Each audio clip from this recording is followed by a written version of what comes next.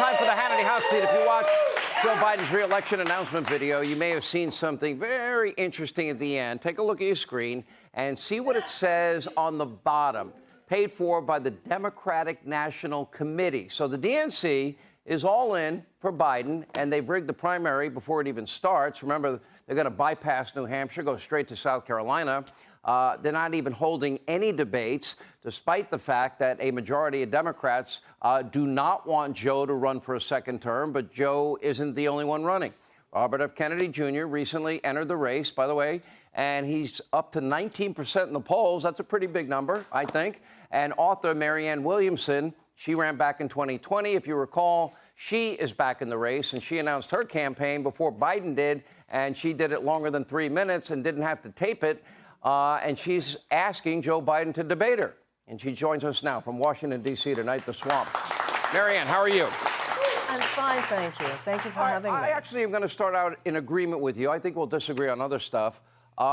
I think it would be fair for Joe Biden to debate you and Robert F. Kennedy Jr. Why do you think he's not debating, and do you believe he's in a steep cognitive decline? Well, I think in a democracy, what's important is that people have a right to see their options. I think this is an extremely important time in American history, and anyone who feels moved to run for president should have their say, and the voters should hear what they have to say, they should hear their agenda, and the voters should decide who they want to be president. Okay, how about part two of my question? Do you believe he's in a major cognitive decline?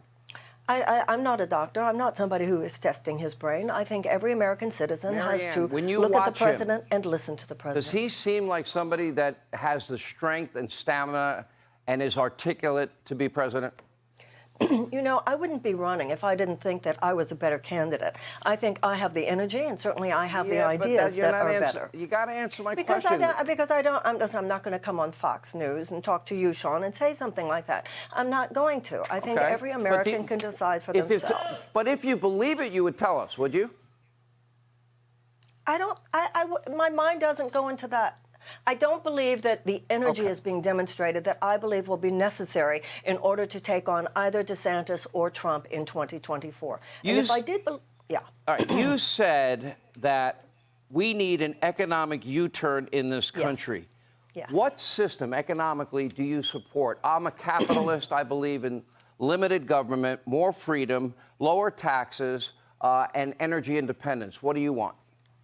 You know, I think our capitalist system has lost some of its soul over the last 50 years. I believe that capitalism, you know, Adam Smith, who is the main architect of free market capitalism, said that free market capitalism cannot exist outside an ethical context. I think public policy has to have ethics. So I believe that the American people, our safety, our health, and our well-being should come before short-term profits for huge corporate entities. I believe that there are other stakeholders besides just stockholders. You're throwing out a lot of cliches. I want to dig down deep here. What do you think? I want, for example, lower taxes, more freedom, less government bureaucracy, and I want energy independence. I want borders secure. I want law and order. What do you want? Okay, so let's go with each one. The first one, take each one at a time. The first one you said was lower taxes. I want lower taxes for middle-class people. I want higher taxes for people who have huge amounts of wealth and are living at the effect of public policies. How high? I want to see a wealth tax. I think people who, first of all, I think we should, look, in 2017, we had a $2 trillion tax cut.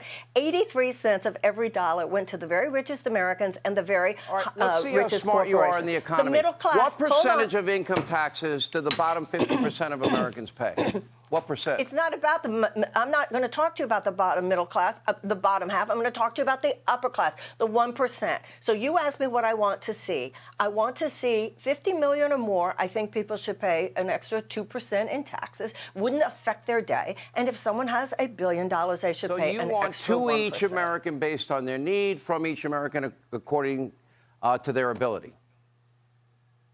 You know, talk about cliches. I'm asking. I think that we should have fair taxation. Is that a statement that you agree with? I'm asking.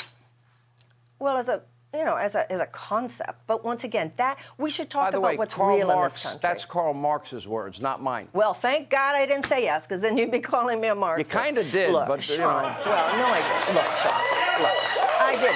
Let me ask you. You didn't trap me there. Would you support me in this?